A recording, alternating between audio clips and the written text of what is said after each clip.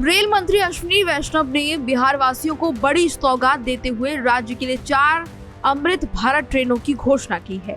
बता दें कि ये ट्रेनें बिहार और बिहार से तमाम अन्य बड़े शहरों के बीच चलेंगी, जिससे बिहार के लोगों को बड़ी सौगात मिली है।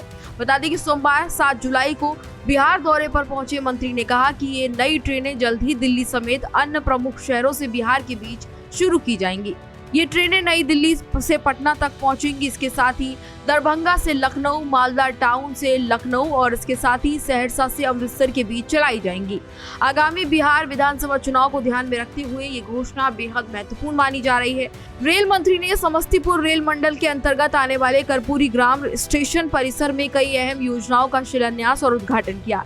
इस दौरान उन्होंने कर्पूरी ग्राम स्टेशन के निर्माण कार्य की भी आधारशिला रखी। इस कार्य पर करीब 3.30 करोड़ रुपए का खर्च किया जाएगा। स्टेशन के आधुनिकीकरण के लिए तमाम तरह के इंतजाम किए गए हैं। इसमें प्रतीक्षालय, शौचालय और इसके साथ ही दिव्यांगों के लिए रैंप और डिजिटल सूचना बोर्ड बनाया जाएगा। साथ ही साथ बेहतर पेयजल सुविधा और अन्य यात्रियों के लिए आवश्यक सुविधाएं विकसित की जाएंगी। तो इस विकास कार्य के लिए भी बड़ा बजट तैयार किया गया है। बिहार दौरे के क्रम में रेल मंत्री ने पटना के दीघा ब्रिज हॉल्ट का भी दौरा किया।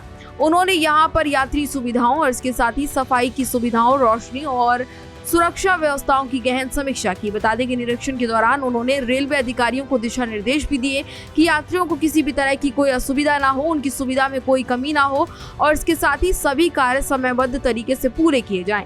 इसके बाद उन्होंने इस ब्रिज हॉल्ट में कर्पूरी ग्राम स्टेशन के बीच विंडो ट्रेलिंग निरीक्षण भी किया है, जिससे यात्रियों की यात्रा सुरक्षित और सुविधाजनक बनने का बल मिला है।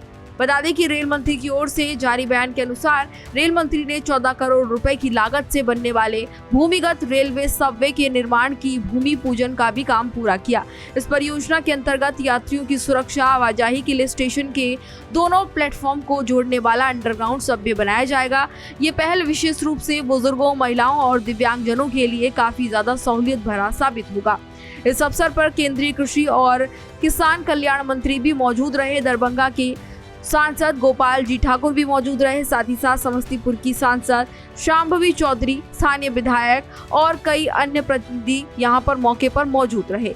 रेल मंत्री ने सभी अधिकारियों को निर्देश दिया कि वे कार्यों को पारदर्शिता के साथ पूरा करें और जनता को अधिक से अधिक लाभ इसका मिले, इसका ध्यान रखें। बता दें कि बिहार चुनाव के दौरान अश्विनी वैष्णव का ये बिहार दौरा और बिहार के लोगों को ये सौगात देना बीजेपी के लिए विकास के साथ साथ और भी तमाम चीजों के लिए मील का पत्थर साबित हो सकती है।